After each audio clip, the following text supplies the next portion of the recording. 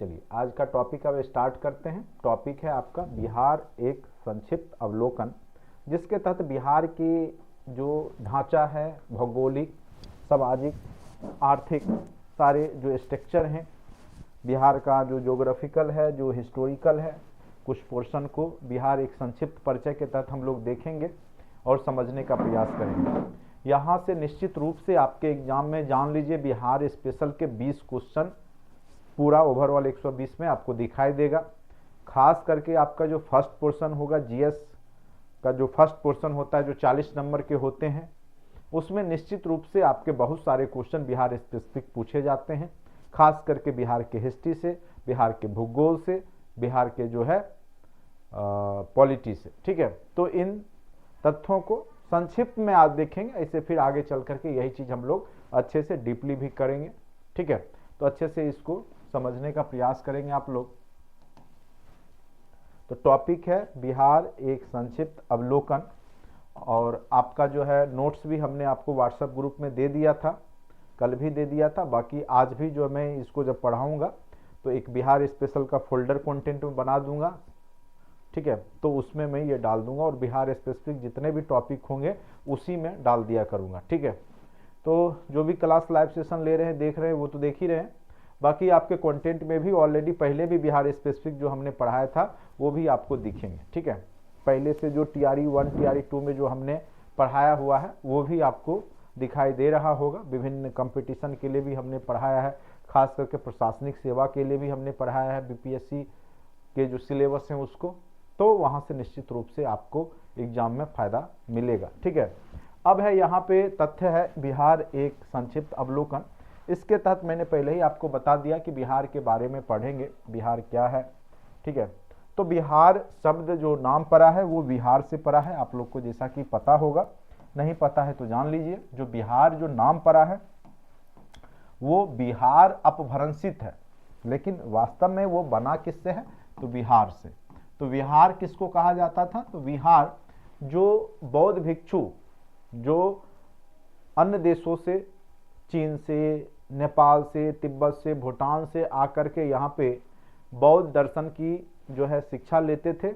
ठीक है, और वहाँ पे आके रहते थे। तो जिस जगह पे ये लोग रहते थे, खास करके गया का जो एरिया है, बोध गया वगैरह में जा कर के रहते थे, तो वो एरिया जो है विहार के नाम से जाना जाता था, जहाँ पे ये लोग जिस मठ में रहते थे, जहाँ पे रह करके शिक्षा अध्ययन करते थे। और बाद में यही बिहार से ही धीरे धीरे अपभ्रंशित होकर के इस क्षेत्र का ही नाम बिहार पड़ गया। ठीक है, तो प्रदेश का नाम बिहार है, जैसा कि आप लोग को पता ही है, आप बिहार वासी हैं मैक्सिमम लोग। कुछ ही लोग अदर स्टेट के भी होंगे, क्योंकि उनको भी मौका मिल रहा है बिहार में आकर के सेवा देने का, सर्विस करने का। तो निश्चित रूप से जानकारी भी होनी चाहिए। अभी कई बार जब देखा जाता है यूट्यूब पे या कहीं पे गांधी मैदान में, अगर बाहर के स्टेट वालों से कुछ पूछा जाता है तो बिहार के बारे में, तो वो सही से जानकारी नहीं दे पाते हैं, जो कि गलत बात है। अगर आप किसी राज्य में जॉब करने जाते हैं तो सबसे पहले वहाँ की जो सामाजिक, भौगोलिक, राजनीतिक स्थिति है उसके इतिहास को भी थोड़ा बहुत आपको पढ़ लेना चाहिए। आखिर बिहार नाम क्यों पड़ा, तो विहार के नाम से पड़ा है। और चूंकि यहाँ पे बौद्ध भिक्षु लोग आ करके यहाँ पे शिक्षा अध्ययन करते थे पाल वंश के समय में या उससे भी पहले। ठीक है, तो उसको बिहार कहा गया, और उसी के नाम पे जो है बिहार अपभ्रंशित होके हो गया, वो का ब हो गया। चलिए, वैदिक युग में इसका नाम जो है, वैदिक सभ्यता के काल में इसका जो नाम है वो है पूर्व प्रदेश या प्राच्य प्रदेश के नाम से भी जाना जाता है। प्राच्य प्रदेश के जो राजा होते थे उसको सम्राट कहा जाता था, और सम्राट अशोक जैसे में, वही उत्तरी भारत के जो राजा हुआ करते थे उसको विराट कहा जाता था, दक्षिण में भोज कहा जाता था। ये सब हमने आपको मौर्य साम्राज्य जब बताया था तो उसमें भी चर्चा किया था। तो ये प्राच्य प्रदेश भी कहलाता था, पूर्वी प्रदेश के रूप में। ठीक है, चूंकि वैदिक सभ्यता के लोग तो मैक्सिमम कहाँ पे आके बसे थे, आपको पता है, मध्य एशिया से आकर के भारत के उत्तर पश्चिम क्षेत्र में आके बसे थे। तो उनके लिए यह जो क्षेत्र था पूरब में था, इसीलिए इसको प्राच्य या पूर्व प्रदेश के नाम से ये लोग पुकारते थे। क्यों पुकारते थे वो भी हमने आपको बता दिया। उसके बाद मौर्य एवं गुप्त काल में इसको मगध कहा जाता था, और मगध महाजनपद सबसे शक्तिशाली उस समय का महाजनपद में से एक था। और मगध जो नाम पड़ा था वो मागध के नाम से पड़ा था। अब कहेंगे कि मागध कौन होते हैं, तो मागध वो होते थे जो राजाओं का जैसे प्रचार होता है ना, अभी जैसे बिहार सरकार में क्या हो रहा है कि अभी शिक्षा संवाद होता है, तो जिसमें माननीय मुख्यमंत्री जी के द्वारा जो भी योजनाएं अभी 10 वर्षों में लागू की गई, तो उसके बारे में बखान करना हो गया। अधिकारी लोग आते हैं, उनकी योजनाओं के बारे में बताते हैं, जिससे जनमानस तक ये बात पहुंचे कि हमारे माननीय मुख्यमंत्री जी ने कितना शिक्षा के क्षेत्र में काम किया है। तो एक प्रकार से कह सकते हैं कि वो प्रचार भी कह सकते हैं इसको, ठीक है। तो उसी प्रकार से जो मागध होते थे वो सम्राट जो मगध के शासक हुआ करते थे उसके प्रचार प्रसार के लिए दूर दूर के एरिया में जाते थे, तो उनको मागध कहा जाता था। और चूंकि इस क्षेत्र में मागधों की संख्या बहुत ज्यादा थी, तो इसलिए इस महाजनपद का नाम मगध पड़ गया था, ठीक है। तो मागध से ही मगध हुआ। मागध कौन होते थे, जो राजाओं का प्रचार प्रसार यानी बड़ाई किया करते थे, ठीक है। चलिए अब है इसकी स्थापना। आपको पता होगा कि 1912 से पहले बिहार बंगाल एक ही प्रांत बंगाल के ही अधीन था, लेकिन 1912 ईस्वी में ये बंगाल से अलग होकर के एक राज्य बना। तो यहाँ पे लिखा हुआ स्थापना कब हुआ, तो बिहार का स्थापना 1 अप्रैल 1912 को हुआ। तो फिर आप सोचिएगा कि 22 मार्च को हम बिहार दिवस के रूप में क्यों मनाते हैं, ठीक है। तो देखिए 22 मार्च को इसकी घोषणा हुई थी, अलग हुआ 1 अप्रैल को। तो याद रखिए जिस दिन घोषणा हुई थी उसी दिन को बिहार दिवस के रूप में मनाया जाता है, ठीक है। तो यहां पर है स्थापना कब हुई, तो 1 अप्रैल 1912 ईस्वी को बिहार की स्थापना हुई। और यह जो है बंगाल प्रेसिडेंसी से अलग होकर के बना, ठीक है। और स्थापना दिवस के रूप में 22 मार्च को मनाया जाता है। बिहार का स्थापना दिवस कब है, तो 22 मार्च को है। 22 मार्च को घोषणा हुआ था, इसीलिए अलग हुआ 1 अप्रैल को, लेकिन घोषणा कब हुआ था, 22 मार्च को, इसीलिए बिहार स्थापना दिवस के रूप में 22 मार्च को ही मनाया जाता है। आगे चल करके बिहार का भी विभाजन हुआ और 1936 ईस्वी में जो इसका एक पार्ट था, दक्षिण वाला एरिया था, वो बट करके उड़ीसा राज्य के रूप में जाना गया। 1936 में उड़ीसा बिहार से ही अलग हट करके एक नया राज्य बना। तो ये भी क्वेश्चन आपके एग्जाम में पूछा जा सकता है कि उड़ीसा बिहार से कब अलग एक राज्य बना, तो 1936 ईस्वी में जो उड़ीसा, ये भी क्वेश्चन पूछे हुए हैं। बीपीएससी इस तरह के क्वेश्चन बार बार पूछेगी। यहां से जो आज जो पढ़ा रहे 4-5 क्वेश्चन तो फिक्स रखिए, वो पूछेगी ही पूछेगी। जो आज का जो क्लास आपको हम बिहार स्पेसिफिक पढ़ाने वाले हैं, यहां से निश्चित रूप से 4 से 5 क्वेश्चन गारंटेड डिट्टो हम बोल रहे हैं स्पेस से आएंगे, तो आएंगे। आप लिख लीजिए अभी, और जब एग्जाम देकर आइएगा तो खोज लीजिएगा, 4-5 क्वेश्चन आपको दिखाई दे देगा, ठीक है। ऐसे नहीं बोलता हूं मैं, क्योंकि हमने ये सब आजमाया हुआ है, निश्चित रूप से आ ही जाएगा, ठीक है। क्योंकि इसमें बहुत सारा, इसमें बिहार की स्थापना से लेकर के बिहार के इतिहास, बिहार का भूगोल, बिहार का ज्योग्राफी सब अभी चर्चा में हो, तो निश्चित रूप से 4-5 क्वेश्चन टैली करने वाले हैं, ठीक है। उसके बाद बिहार का जो अगला विभाजन हुआ, द्वितीय विभाजन, वो 15 नवंबर, जो कि बिरसा मुंडा का जन्मदिन है। और आज भी झारखंड दिवस के रूप में बिरसा मुंडा या आदिवासी दिवस जो अभी मनाया जाने लगा है, ठीक है। तो 15 नवंबर को, चूंकि बिरसा मुंडा का जन्मदिन है, उसी दिन झारखंड को एक अलग राज्य का दर्जा दिया गया। कब, तो 15 नवंबर 2000 को। तो ये भी क्वेश्चन बीपीएससी बार बार पूछते रहता है कि कब बिहार से अलग होकर के एक झारखंड एक नया राज्य बना। तो 15 नवंबर 2000 ईस्वी को जो है बिहार से ही अलग होकर के झारखंड एक नया राज्य बना, ठीक है।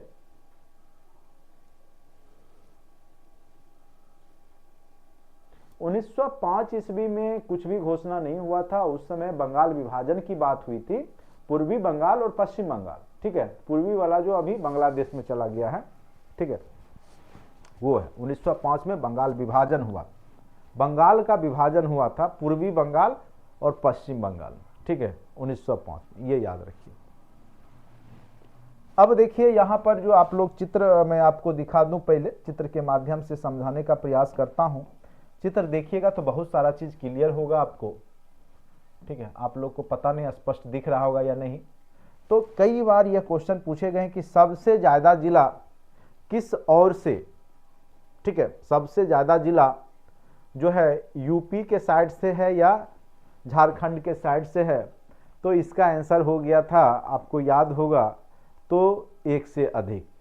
इसलिए चूंकि 8 ही जिला यूपी से भी टच करता है और 8 ही जिला देखिएगा तो झारखंड से भी टच करता है। देखिए यहाँ पे लिखा हुआ 8 जिला, और यहाँ पे भी आपका कितना जिला है, 8 जिला। तो जो दक्षिणी एरिया है बिहार का, उसमें भी झारखंड के 8 जिला टच करते हैं, मतलब बिहार के 8 जिला झारखंड से टच करते हैं, और उसी प्रकार से यूपी के बॉर्डर पे भी बिहार के 8 जिला है। तो कौन अधिक हुआ, कोई नहीं, दोनों हो गए। तो इस केस में इसका आंसर 1 से अधिक हो गया था। ठीक है, उसके बाद आपका जो नेपाल का एरिया है, नेपाल से जो जिला जुड़ा हुआ है वो 7 जिला है, और पश्चिम बंगाल से जो जुड़ा हुआ है वो मात्र 3 जिला है। तो सबसे कम जिला पश्चिम बंगाल से जुड़ा हुआ है बिहार का, सबसे ज्यादा नहीं कह सकते क्लियर, क्योंकि यूपी और झारखंड दोनों से 8-8 जिला जुड़े हुए हैं। तो 1 से अधिक वाला आंसर हो जाएगा। अगर दोनों दे देगा तो कोई एक देगा तब तो आप मार सकते हैं। और 7 जिला आपके नेपाल के बॉर्डर एरिया में है बिहार का। कौन कौन सा है तो आपको पता है, पश्चिम चंपारण, पूर्वी चंपारण, सीतामढ़ी, मधुबनी, सुपौल, अररिया, किशनगंज। ये आपके 7 जिले हैं जो कि नेपाल के एरिया से जुड़े हुए हैं, नेपाल बॉर्डर को शेयर करते हैं। तो ये सब चीज आप मैप से देख करके अच्छे से क्लियर कीजिएगा। हाँ, इसका अगर पूछेगा अक्षांशीय विस्तार और देशांतरीय विस्तार पूछ सकता है। तो देशांतरीय विस्तार जो है पूरब में तो है ही, 83 से सीधे 88 याद रखिएगा। 83 से क्या है, 88 डिग्री देशांतरीय विस्तार है। यानी इससे आप क्या करते हैं, समय का निर्धारण करते हैं। लेकिन चूंकि भारत में तो पूरे मिर्जापुर, इलाहाबाद से ही समय निर्धारण का होता है, लेकिन ये जरूर पूछे जाते हैं कि कितना डिग्री से कितना डिग्री देशांतर के बीच में बिहार पड़ता है। तो याद रखिएगा 83 डिग्री 19 मिनट 50 सेकेंड से लेकर के 88 degree 17 minute 14 second, minute second को छोड़ दीजिए, 83 से 88 सीधे याद रखिएगा। ये आपका देशांतरीय विस्तार है। अक्षांशीय विस्तार के रूप में जो है 27 डिग्री से लेकर के आपका कितना डिग्री है, 24 डिग्री। तो 24 से 27 आपका अक्षांशीय विस्तार है। 24 डिग्री से लेकर के 27 डिग्री क्या है, अक्षांशीय विस्तार है। और 83 से 88 डिग्री क्या है, देशांतरीय विस्तार है। 24-27 इधर आपका मात्र कितना है, 3 डिग्री का ही अंतर है, और इधर 5 डिग्री का है। 83 से 88, 24 से 27। सेकेंड मिनट छोड़ दीजिए, उतना याद नहीं रह पाएगा आपको, लेकिन कम से कम जो फुल डिजिट है वो आप याद रखिएगा। तो निश्चित रूप से हो सकता है कहीं क्वेश्चन क्रिएट हो जाए तो आप ऑप्शन में खोज लीजिएगा। ऐसे एक बार अच्छे से देख लीजिएगा, याद करने का प्रयास कर लीजिएगा। ठीक है, तो ये सब भी क्वेश्चन, छोटे छोटे क्वेश्चन होते हैं, पूछ दिए जाते हैं, तो उस समय आप कंफ्यूज हो जाते हैं। तो थोड़ा सा दूर कर लीजिएगा कंफ्यूजन को, 1-2 बार देख करके। मैप को जरूर एक बार एग्जाम के रात में, जिस दिन भी एग्जाम होगा उसके रात में बिहार के मैप को अच्छे से जरूर देख के जाइएगा। ठीक है, कौन जिला कहाँ है, किसके बगल में कौन सा जिला है, कितना जिला टच करता है, खास करके राजधानी का, पटना का, ये सब, गंगा नदी वाला, कितने जिला जो है गंगा नदी के किनारे हैं, कितने जिला पटना जिला को टच करते हैं। ये सब क्वेश्चन क्रिएट किए जाते हैं और बीपीएससी इस तरह के क्वेश्चन बार बार पूछते रहती है। तो ये सब आपको खुद भी सोच करके क्रिएट करना होगा, देखना होगा अच्छे से। चलिए, बाकी हम लोग तो जो जहाँ तक की जानकारी है आपको दे ही देंगे। ठीक है, चलिए, तो ये उम्मीद करते हैं कि आपको यहाँ तक समझ में आ गया होगा। 15 नवंबर 2000 को झारखंड एक अलग राज्य बिहार से हट करके बनता है। चलिए, उसके बाद आते हैं राज्य की राजधानी क्या है और किसके शासनकाल में यह राजधानी बना था। तो देखिए, बिहार राज्य की जो राजधानी पटना कब बनाई गई, तो 1541 ईस्वी में। और आपको पता होगा 1540 से 45 का जो शासन है वो किसका है, तो आपको पता होगा शेरशाह सूरी ने 1540 से 1545 के बीच में शासन किया था, जो अफगानी शासक है। और कह सकते हैं कि भारतीय इतिहास में इस शासक का बहुत बड़ा योगदान है, जिसने जो सिक्के चलाए, जिसने डाक विभाग का निर्माण किया, जीटी रोड का मरम्मत करवाया। तो कई तरह के जो काम हैं शेरशाह सूरी ने मात्र 5 वर्ष में जो करके दिखा दिया, वो आने वाले और इसके पहले इतिहास में भी कभी नहीं हुआ था। ठीक है, तो शेरशाह सूरी के बारे में भी पूछ देता है कई बार। तो सूरी वंश का है ये शेरशाह सूरी, अफगान शासक है, अफगानी है। उस समय जो है बिहार में इसका बोलबाला हो जाता है, शक्ति इसने बढ़ा लिया था।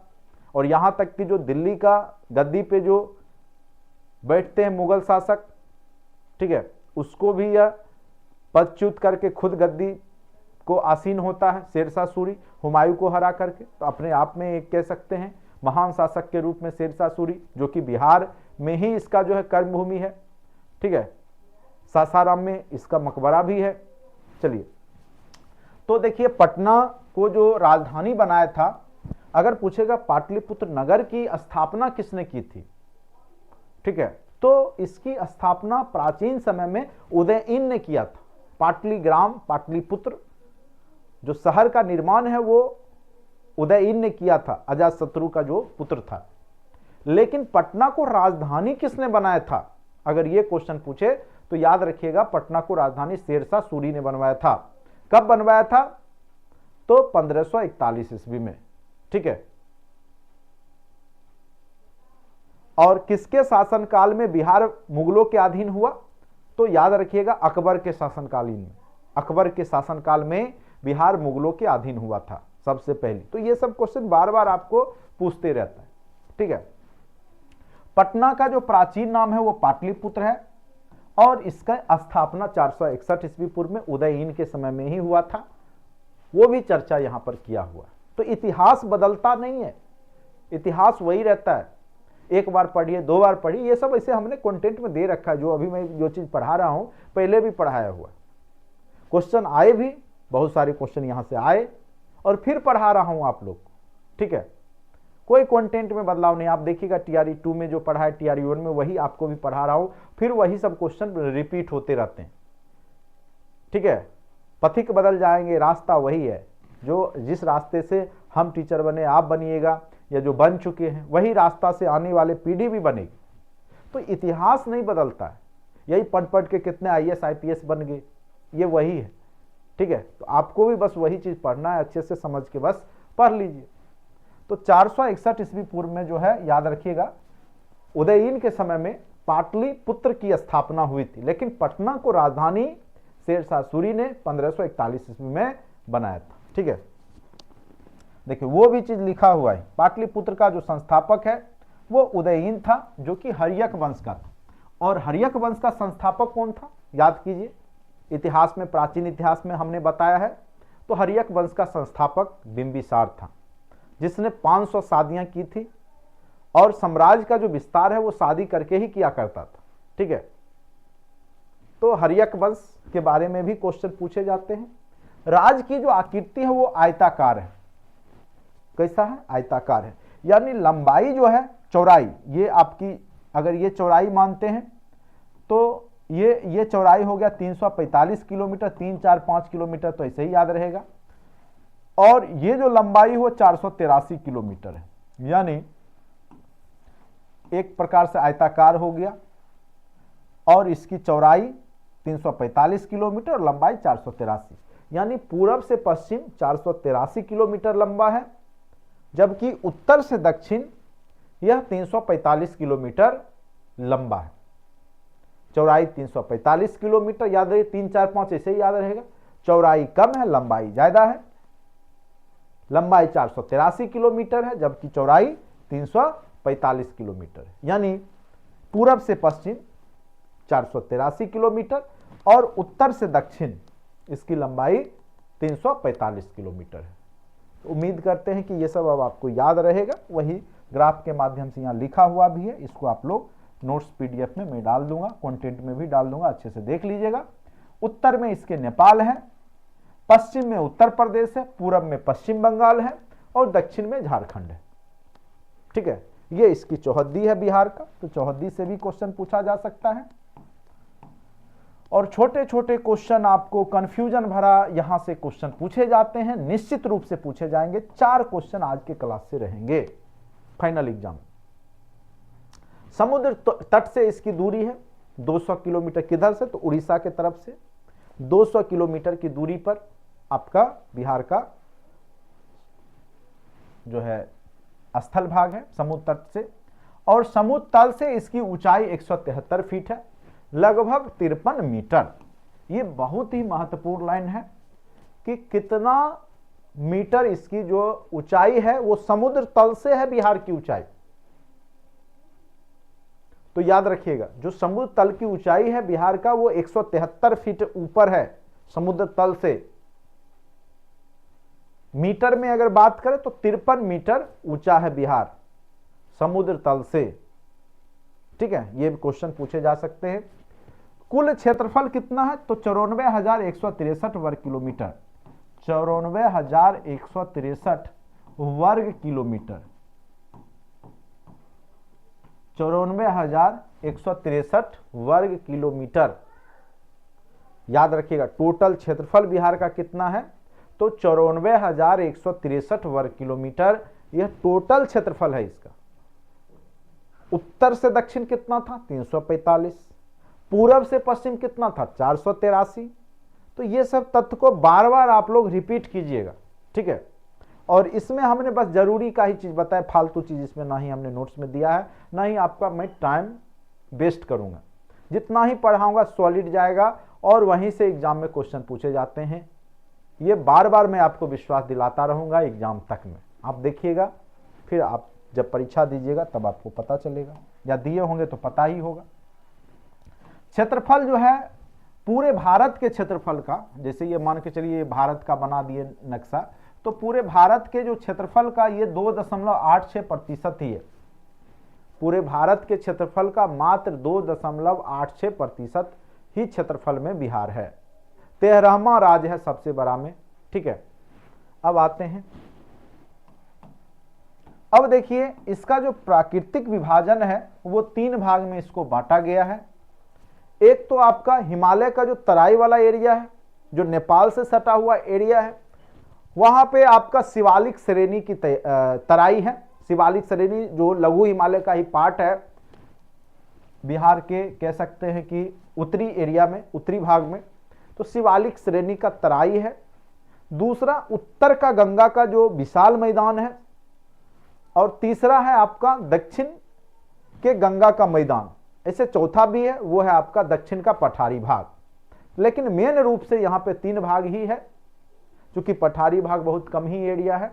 तो शिवालिक श्रेणी की तराई वाली भाग, उत्तर गंगा का मैदान और दक्षिण गंगा का मैदान, मेन रूप से बिहार इन्हीं 3 भागों में बांटा गया। अगर चौथा भाग बांटे तो दक्षिण का जो पठारी एरिया है उसमें भी हम बांट सकते हैं। ठीक है, जलवायु अगर पूछे बिहार का तो मानसूनी जलवायु है।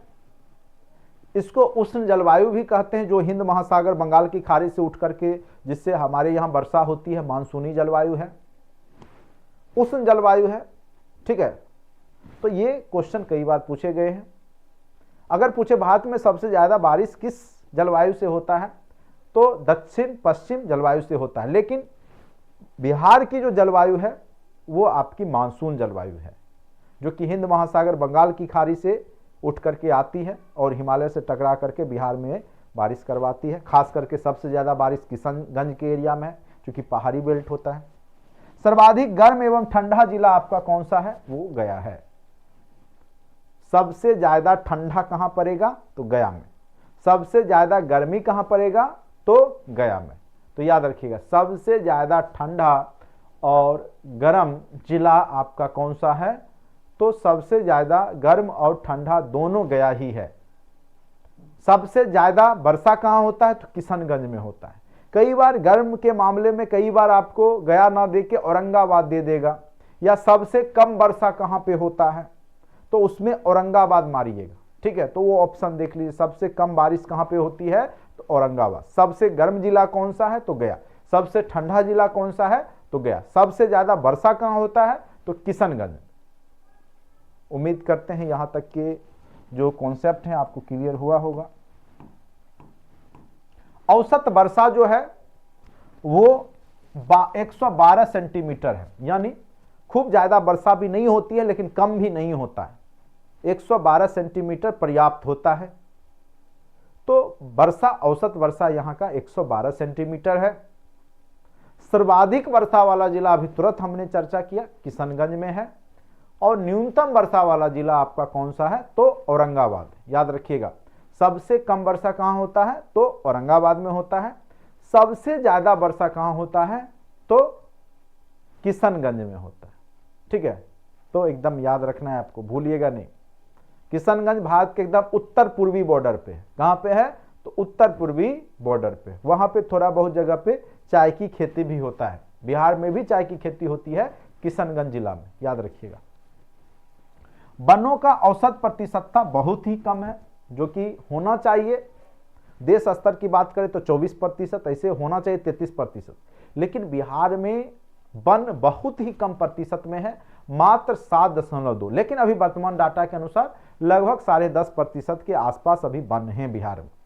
चूंकि जल जीवन हरियाली मिशन के तहत भी बहुत ज़्यादा वन का जो है वहाँ पे जो है बनाया गया है, वन क्षेत्र को बढ़ाया गया है। तो करंट के डाटा के हिसाब से 10.5% हो चुका है। ये डाटा पहले से है, बुक में था, इसलिए वन यहाँ पे जो औसत प्रतिशत, करंट अफेयर जब टॉपिक चलेगा तो फिर से मैं हर एक साल अपडेट होते रहता, तो वन की प्रतिशतता बिहार स्पेशल में फिर मैं बताऊंगा। अभी फिलहाल याद रखिएगा 7.2 है, लेकिन एग्जाम में 10 के आसपास वाला ही मारना है। अभी करंट डाटा में अपडेट हो गया है। इसको मैं जब current affairs Bihar specific exam के आसपास में पढ़ाऊंगा तो इसको क्लियर करूंगा, क्योंकि ये बढ़ेगा, ये बढ़ता है। अब कितना हो जाएगा तब तक, उस समय जो डाटा आएगा करंट अफेयर्स में वो आपको अपडेट करवाया जाएगा। राज्य में सर्वाधिक पाए जाने वाले वन जो है वो पर्णपाती है। एक जो है आर्द्र पर्णपाती होता है, एक दूसरा होता है शुष्क पर्णपाती। जैसे मान के चलिए बिहार है, चलिए मैप पे ही आते हैं। तो जहां पे वर्षा होगा, जहां पे वर्षा होगा वहां पे किस प्रकार का वन होगा, तो आर्द्र पर्णपाती वन होगा। और जहां पे वर्षा नहीं होगा वहां पे क्या होगा, शुष्क पर्णपाती। तो ये वाला जो एरिया है ना, पश्चिम वाल्मीकि नगर, पश्चिम चंपारण, जो जंगल वाला एरिया है वो आर्द्र पर्णपाती वन है। लंबे लंबे वृक्ष होंगे, घने होंगे, सघन होंगे। वहीं कैमूर और रोहतास में भी वन है, लेकिन ये शुष्क पर्णपाती हैं। झाड़ी टाइप के छोटे छोटे वृक्ष होंगे और दूरी दूरी पे होगा, सघन नहीं होगा। लेकिन दोनों पर्णपाती, पर्णपाती मतलब एक समय आएगा कि इसकी पत्तियां झड़ जाएगी, फिर बसंत ऋतु आते आते इसमें नए पत्ते आ जाते हैं। अभी जैसे है पत्ता झड़ना शुरू हो जाएगा, ठंड ऋतु में सारे पत्ता झड़ जाएंगे, फिर बसंत ऋतु आते आते सारे पत्ता उसमें उगना शुरू हो जाता है। इसलिए पर्णपाती वन कहा गया। पर्णपाती मतलब पूरा पत्ते का पतन होगा, फिर से जो है वहां पे नए पत्ते उगते हैं। ठीक है, तो याद रखिएगा जो पश्चिम चंपारण है उसमें आर्द्र पर्णपाती वन है। वही कैमूर वाला जो एरिया है, चूंकि यहाँ पे गर्मी ज्यादा है, वर्षा नहीं पड़ेगा, ये पहाड़ी एरिया है, वर्षा ज्यादा होगा, तो यहाँ आर्द्र पर्णपाती होगा और यहाँ पे शुष्क होगा, सूखा वाला। ठीक है, तो याद रखिएगा। ये सब छोटे छोटे तथ्य हैं जो कि आपके एग्जाम में पूछे जाते हैं, इसलिए हमने बोला कि ये सब जानकारी आपको होनी चाहिए और यहां से निश्चित तौर पे आपके एग्जाम में क्वेश्चन आएंगे। ठीक है, अब आते हैं सर्वाधिक सिंचित क्षेत्र वाला जिला। चूंकि छोटा जिला है ही, शेखपुरा लखीसराय से अलग हट के बना है। शेखपुरा सिंचित मतलब सिंचाई सुविधा वाला, पानी की व्यवस्था वाला। ठीक है, खेतों तक सिंचाई सुविधा होगी, तो सबसे ज्यादा शेखपुरा में ही है, 82%। छोटा जिला भी है। न्यूनतम सिंचित जो आपका जिला है वो है जमुई। सिंचित मतलब जान ही रहे, सिंचाई सुविधा वाला, खेतों तक पानी। कुल सिंचाई में प्रतिशत भाग, कई बार पूछेगा कि बिहार में सबसे ज्यादा जो सिंचाई होती है वो क्या चीज से होता है, तो सबसे ज्यादा जो सिंचाई होता है बिहार में नलकूप, पंपिंग सेट जो होता है, नलकूप या फिर कुआं से निकाल करके, वही नलकूप मोटर के माध्यम से कुआं से निकाल करके नलकूप के माध्यम से, जिसको बोर्डिंग वगैरह आप लोग बोलते हैं गांव में, नलकूप, उससे सबसे ज्यादा 63% सिंचाई होती है। पश्चिमी चंपारण के एरिया में सारण, छपरा, उधर जो है नहर के माध्यम से जो है आपकी सिंचाई लगभग 30% एरिया में होती है। और सबसे कम तालाब एवं अन्य जो माध्यम है उससे सिंचाई 7% होता है। तो सबसे ज्यादा जो सिंचाई बिहार में होता है वो नलकूप या कुओं के माध्यम से होता है, याद रखिएगा। राष्ट्रीय पार्क एक ही है, नेशनल पार्क जिसको बोलते हैं, वो है वाल्मीकि नगर नेशनल पार्क। कहाँ है? तो पश्चिम चंपारण में है। ठीक है। उसके बाद आपका है वन्य जीव अभ्यारण्य, जो संरक्षित क्षेत्र होता है वन्य जीवों के लिए, उसकी संख्या बिहार में कितनी है? 12। ईवीएस में भी हमने पढ़ाया था, फिर पढ़ाऊंगा। और खास करके 1 to 5 वाले जो कंटेंट में ईवीएस पढ़े हुए हैं उसको अच्छे से देखिएगा, वहां से भी खूब क्वेश्चन पूछे गए, और जो जो पढ़ाया था वही सब टाइप के क्वेश्चन पूछे गए थे।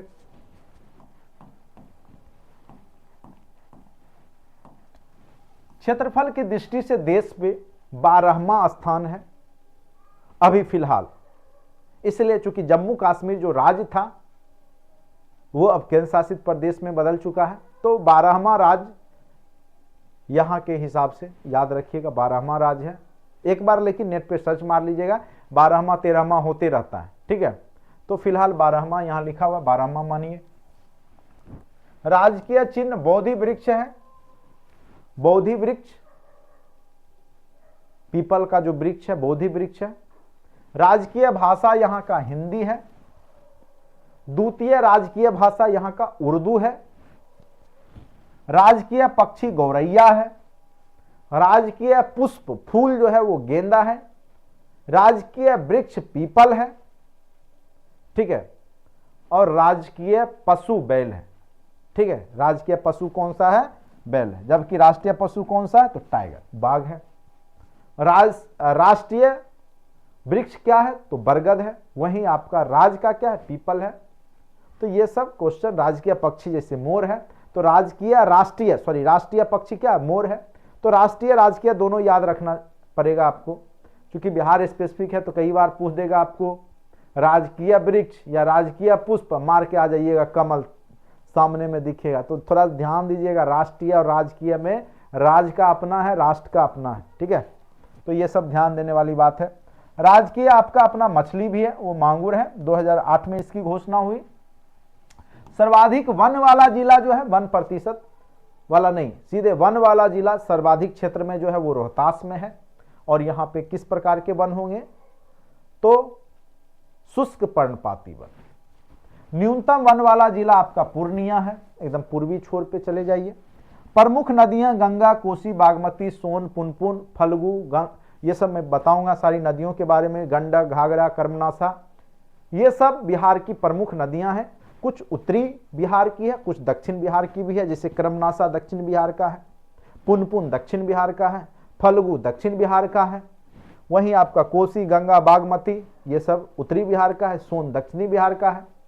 तो उत्तरी और दक्षिणी बिहार की नदियों के बारे में जब मैं नदियां चैप्टर पढ़ाऊंगा तो उसमें आपको क्लियर करूंगा। ठीक है, बिहार में गंगा नदी कहां पे प्रवेश करती है? तो बिहार में जो गंगा नदी है वो आपका जो भोजपुर जिला है, आरा नहीं, आरा के बारे में आप लोग जानते होंगे, बहुत लोग आरा से भी होंगे जो जुड़े होंगे क्लास में। तो भोजपुर में, बक्सर के पास भोजपुर। ठीक है, तो यहां पे बिहार में गंगा नदी का प्रवेश जिला पूछे तब आपको भोजपुर बोलना है। ठीक है, याद रखिएगा आप लोग।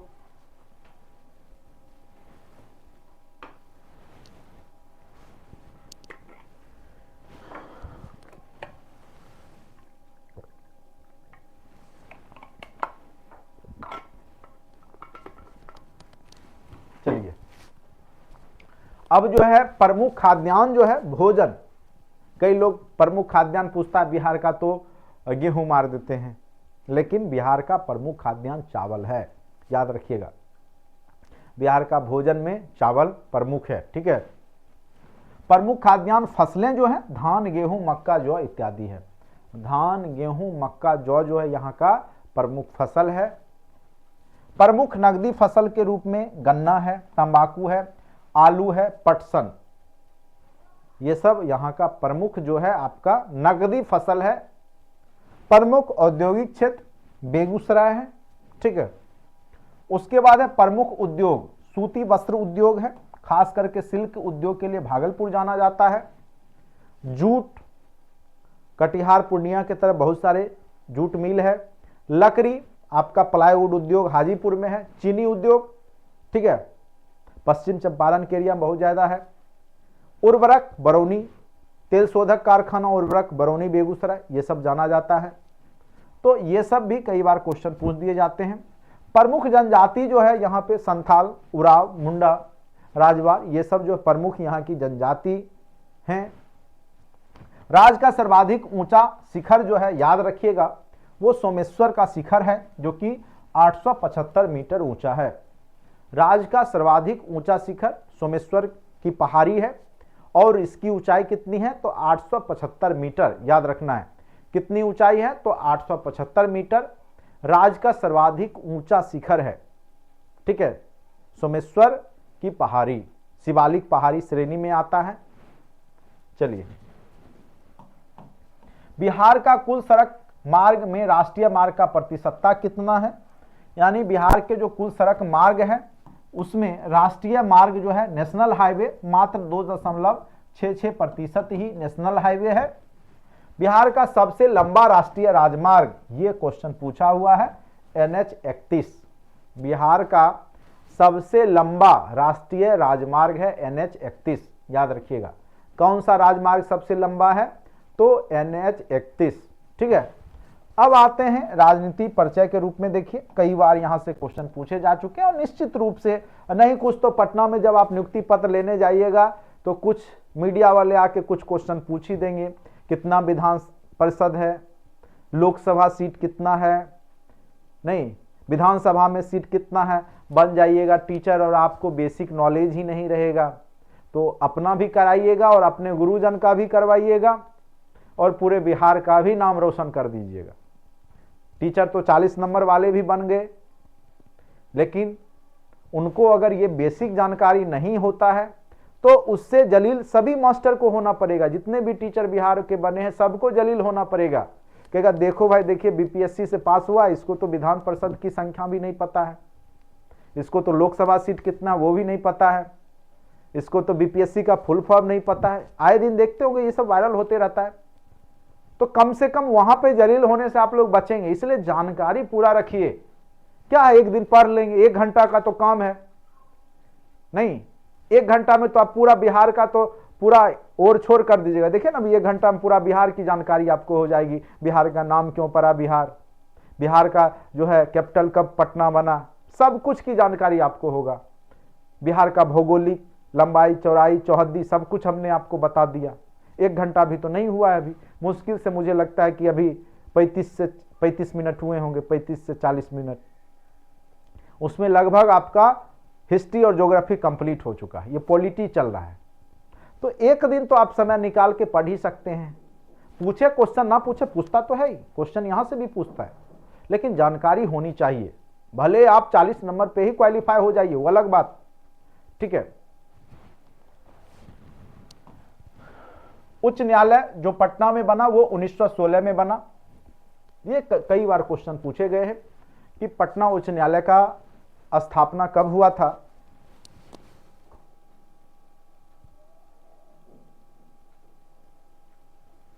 अच्छा, वीडियो क्लियर नहीं दिख रहा है, अच्छा 1 सेकेंड।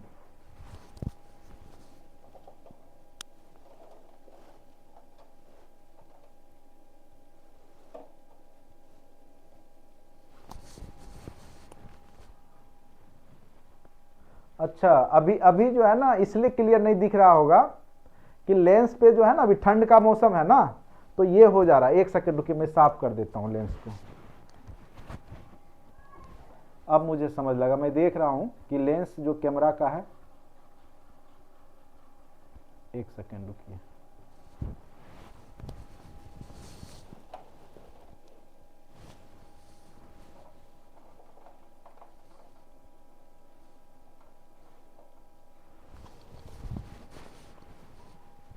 गड़बड़ तो है, कुछ तो गड़बड़ है। ये मौसम के वजह से लग रहा है मुझे। ये जो हो रहा है ना, ये मुंह से जब बोलते हैं तभी भाप निकल जाता है ना, तो वो कुछ हो सकता है प्रभावित कर रहा है कैमरे को।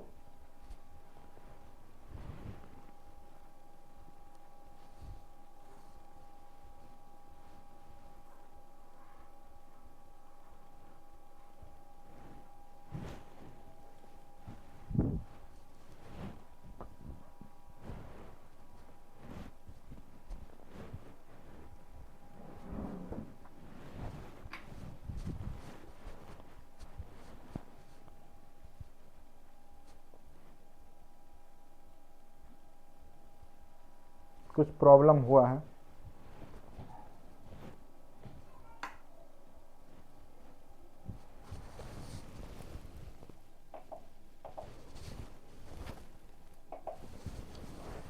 चलिए अभी भर देख लीजिए क्लियर जो है। कुछ मुझे लगता है कि अभी मौसम जो है ना कुहासा वाला जो है धुंधला, वो कुछ लेंस पे आ जा रहा है बार बार। ठीक है, बस सुनिए, ध्यान से समझ जाइएगा। ठीक है, उतना भी नहीं होगा कि नहीं दिख रहा होगा, दिख तो रहा ही होगा।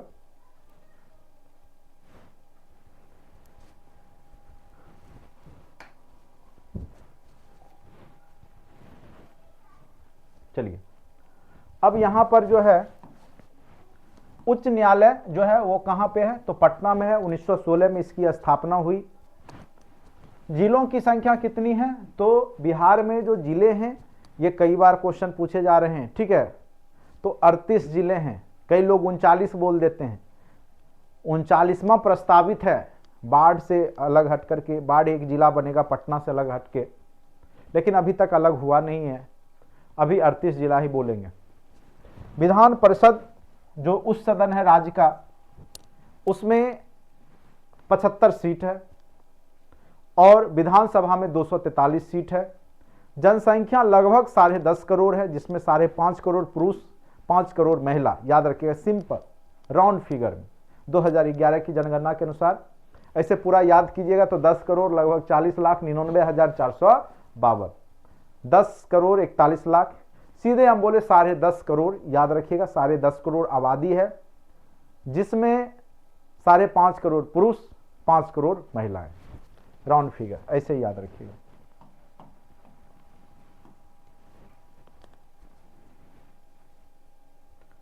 उसके बाद है यहां अनुमंडल की संख्या कितनी है, तो 101 अनुमंडल है। कितने अनुमंडल है, तो 101 अनुमंडल है। प्रखंड की संख्या 534 है। पंचायतों की संख्या 8,406 पंचायत हैं। जिला परिषद 38 है। जिला परिषद सीट कितना है, 38। जितने जिला होंगे उतना ही होगा। लोकसभा सीट की संख्या जो है, या लोकसभा क्षेत्र की संख्या 40 है। राज्यसभा क्षेत्र की संख्या 16 है। बहुत ही महत्वपूर्ण तथ्य है ये पूरा एकदम याद रखिएगा। अनुमंडल कितना है, 101। ब्लॉक कितना है, 534। पंचायत कितना, जो 5 गांव का है, 8,406। जिला परिषद की संख्या कितनी है, 38। लोकसभा क्षेत्र की संख्या कितनी है, 40। राज्यसभा क्षेत्र की संख्या कितनी है, तो 16। याद रखिएगा। ठीक है, उसके बाद चलिए जनसंख्या प्रतिशत में जो है पूरे देश के प्रतिशत का 8.6% है। याद रखिएगा जनसंख्या घनत्व के हिसाब से बिहार पूरे देश में 1 नंबर पे आता है, जबकि जनसंख्या के आधार पर बिहार का जो रैंक है वो आपका तीसरा है।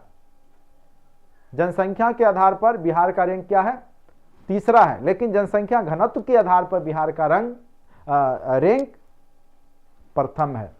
लिंगानुपात यानी प्रत्येक 1000 पुरुष पर महिलाओं की संख्या कितनी है, 918 है। लेकिन याद रखिएगा शिशु जो 6 वर्ष से कम वाले बच्चे हैं उसमें लिंगानुपात ज्यादा है, 935 है। तो कई बार शिशु लिंगानुपात पूछ देता और मार के आप 918 खुश हो जाते हैं। तो ध्यान दीजिएगा, बीपीएससी चकमा देते रहेगी, आपको क्वेश्चन में फंसाने का प्रयास करेगी। देखने में भी आसान लगेगा और बना के आइएगा गलत भी हो जाएगा। तो कितना भी प्रेशर क्यों ना हो, क्वेश्चन को पढ़ने में टाइम दीजिएगा। भले सॉल्यूशन तेजी से कर लीजिए, वो अलग बात है। बात हमेशा याद रखिएगा, आपका रिजल्ट छूटता है वो आपके आसान क्वेश्चन से ही आपका रिजल्ट छूटता है। टफ जो क्वेश्चन होता है वो सबके लिए टफ होता है। वो किसी का तुक्का से सही हो जाएगा, किसी का गलत होगा, उस पर रिजल्ट नहीं बनता।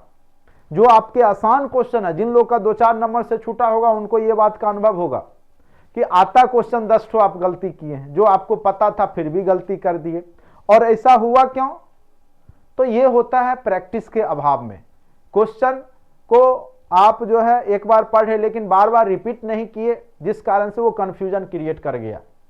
तो वो सब याद रखिएगा ध्यान से। आसान क्वेश्चन ही आपको फंसाएगा और गलत करवा देगा और वही रिजल्ट ले जाएगा। टफ क्वेश्चन सबके लिए टफ होता है, जान लीजिए।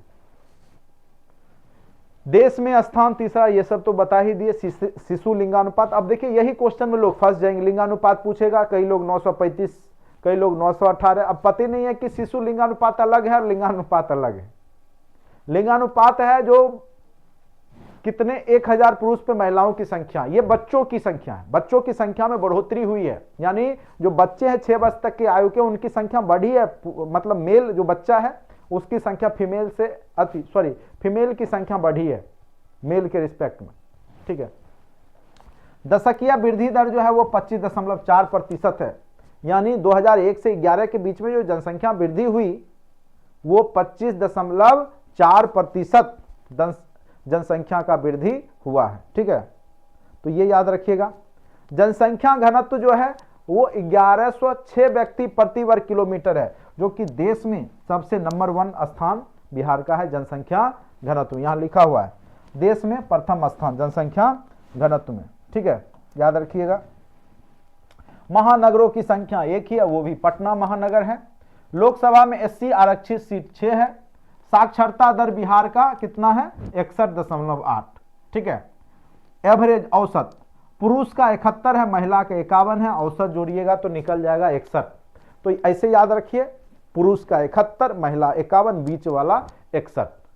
51, 61, 71, 71 पुरुष 51 महिला, औसत कितना हो गया 61। बस सिंपल सा राउंड फिगर। ये सब क्वेश्चन पूछे गए हैं, पूछे जाएंगे। परमंडल की संख्या 9 है। परमंडल की संख्या क्या है, कितनी है 9 है। ये सब आगे फिर चैप्टर में पढ़ाएंगे अच्छे से। विधानसभा क्षेत्र की संख्या 243 है। चलिए, बिहार में प्रथम कौन कब क्या हुआ उसके बारे में जानिए, निश्चित रूप से आपके एग्जाम में पूछे जाते हैं। बिहार में प्रथम गणराज्य जो पूरे विश्व का बना है वो बज्जी गणराज्य है, जिसको लिच्छवी भी कहा जाता है। तो बज्जी जो वैशाली का एरिया है उसी को बज्जी संघ कहा जाता था, उसके लोगों को लिच्छवी कहा जाता था। कई बार लिच्छवी लिखा रहेगा बज्जी के जगह, तो कंफ्यूज मत होइएगा, मार दीजिएगा, लिच्छवी भी इसी का नाम है। तो पूरे विश्व का प्रथम गणराज्य है। दिल्ली के सिंहासन पर बैठने वाला प्रथम बिहारी वो था शेरशाह सूरी। दिल्ली के गद्दी पे बैठने वाला प्रथम बिहारी कौन था, तो याद रखिएगा शेरशाह सूरी, शासक शेरशाह सूरी। प्राचीन बिहार का प्रथम विश्वविद्यालय कौन था, पूरे प्राचीन समय में बिहार में ही विश्वविद्यालय था, वो भी जहां पे धार्मिक शिक्षा बौद्ध धर्म से जुड़े हुए पढ़ाई होती थी, वो था नालंदा, ठीक है। आधुनिक बिहार का प्रथम विश्वविद्यालय जो है वो पटना में बना। प्रथम राज्यपाल कौन थे बिहार के, जयराम दास दौलतराम। क्या नाम है, जयराम दास दौलतराम। ये सब भी क्वेश्चन पूछा हुआ है। प्रथम मुस्लिम राज्यपाल डॉक्टर जाकिर हुसैन। प्रथम मुख्यमंत्री, ये सब भी क्वेश्चन पूछते रहेगा आपको, बिना काम का काम, श्री कृष्ण सिंह। प्रथम मुख्यमंत्री, बिहार के प्रथम मुख्यमंत्री कौन थे, तो श्री कृष्ण सिंह। वर्तमान में कौन है, तो आपको पता ही है। प्रथम मुस्लिम मुख्यमंत्री अब्दुल गफूर, ठीक है, मुस्लिम मुख्यमंत्री की बात है। और प्रथम ये मुस्लिम राज्यपाल थे डॉक्टर जाकिर हुसैन। प्रथम महिला मुख्यमंत्री, इनका नाम तो सबको पता होगा, राबड़ी देवी जी। प्रथम दलित मुख्यमंत्री भोला पासवान शास्त्री बने। प्रथम निर्दलीय मुख्यमंत्री, ये क्वेश्चन पूछा हुआ है बीपीएससी में, प्रथम निर्दलीय मुख्यमंत्री बनने वाले जो व्यक्ति है महामाया प्रसाद सिंह थे। निर्दलीय मुख्यमंत्री बन, ये क्वेश्चन पूछा हुआ है बीपीएससी में। प्रथम निर्दलीय मुख्यमंत्री जो बने थे बिना दल वाले में से, तो महामाया प्रसाद सिंह थे। प्रथम विधानसभा अध्यक्ष, ये भी पूछा हुआ है, रामदयाल सिंह। प्रथम विधानसभा के महिला सभापति थे राजेश्वर सरोज दास, ठीक है। सर्वोच्च न्यायालय का न्यायाधीश बनने वाला प्रथम बिहारी, यह भी क्वेश्चन पूछा हुआ है, भुवनेश्वर प्रसाद सिन्हा, जो कि सर्वोच्च न्यायालय के प्रथम बिहारी न्यायाधीश बनने वाले हैं, भुवनेश्वर प्रसाद सिन्हा। याद रखिएगा, छोटे छोटे क्वेश्चन आपके एग्जाम में पूछे जाते हैं, आपको फंसाने के लिए एक बार पढ़ना आपको जरूरी है। ज्ञानपीठ पुरस्कार प्राप्त करने वाले प्रथम बिहारी कौन है, रामधारी सिंह दिनकर। और इनकी रचना उर्वशी के लिए इनको 1971 में यह पुरस्कार से नवाजा गया था, ज्ञानपीठ पुरस्कार। याद रखिएगा। अशोक चक्र प्राप्त करने वाला प्रथम बिहारवासी जो हैं वो स्वर्गीय रणधीर वर्मा हैं। अशोक चक्र वीरता जो शहीद होते हैं उन्हीं को दिया जाता है। प्रथम बिहारवासी उप प्रधानमंत्री जो बने वो डॉक्टर जगजीवन राम बने। बिहार का प्रथम नगर पालिका आरा नगर पालिका बना, ये क्वेश्चन पूछ सकता है। बिहार का प्रथम नगर पालिका कौन बना था? तो प्रथम नगर पालिका बना आरा नगर पालिका 1865 में, अंग्रेजों के समय में ही। प्रथम खुला विश्वविद्यालय नालंदा ओपन यूनिवर्सिटी, पटना का ही। बिहार का प्रथम तेल शोधक कारखाना बरौनी, याद रखिएगा। उसके बाद बिहार का प्रथम सिंचाई परियोजना जो कि सोन परियोजना है, सोन नदी पर। बिहार का प्रथम विज्ञान केंद्र श्री कृष्ण विज्ञान केंद्र पटना में है। बिहार का प्रथम दूरदर्शन केंद्र मुजफ्फरपुर, यह क्वेश्चन कई बार पूछा जा चुका है। दूरदर्शन केंद्र, कई लोग पटना मार के आ जाते हैं। प्रथम दूरदर्शन केंद्र बिहार का मुजफ्फरपुर में बना था 1978 ईस्वी में। बिहार में स्थापित होने वाला पहला बैंक कौन था? तो इलाहाबाद बैंक। बिहार का स्वर्ण क्षेत्र करमटिया गांव कहां स्थित है? तो मुंगेर में, ठीक है। प्रथम भोजपुरी फिल्म, ये भी क्वेश्चन पूछा गया था पिछली बार टीआरई में। प्रथम भोजपुरी फिल्म जो है हे गंगा मैया तोहरे पियरी चढ़ेबो, ये आपका प्रथम भोजपुरी फिल्म है, पूछा हुआ क्वेश्चन टीआरई में पूछा था। प्रथम मैथिली फिल्म जो था कन्यादान। प्रथम हिंदी फिल्म बिहार का कल हमारा है। प्रथम महाकवि कीर्ति पताका, कीर्ति लता इनकी रचना है, विद्यापति की। शिव के परम भक्त शिवनाचारी गाते थे ये। प्रथम हिंदी साप्ताहिक पत्र, ये भी क्वेश्चन पूछा हुआ है, बिहार बंधु 1874 ईस्वी में। प्रथम हिंदी दैनिक पत्र, ये भी पूछा हुआ, सर्वहितैषी 1832 ईस्वी में। प्रथम अंग्रेजी दैनिक पत्र, ये भी पूछा हुआ, सर्चलाइट के बारे में। बिहार पर प्रथम मुस्लिम आक्रमणकारी, ये भी क्वेश्चन सैकड़ों बार पूछे गए हैं। नालंदा ध्वस्त करने में किसका योगदान था? बख्तियार खिलजी, ठीक है, याद रखिएगा। बिहार की यात्रा करने वाला प्रथम अंग्रेज यात्री, ये भी सैकड़ों बार क्वेश्चन पूछे गए, रॉल्फ फिच। प्रथम सिख गुरु यात्री कौन थे? गुरु नानक, जो कि राजगीर की भी यात्रा किए थे। तो इस प्रकार से बिहार के प्रथम, बिहार की भौगोलिक मानचित्र, बिहार का इतिहास, बिहार का ज्योग्राफी, जहां से निश्चित तौर पे इन टॉपिकों से 3 से 4 क्वेश्चन हर एक बीपीएससी बिहार स्पेसिफिक क्वेश्चन यहां से आएंगे ही आएंगे 110%, ठीक है। उम्मीद करते हैं हमने समझाने का प्रयास किया है।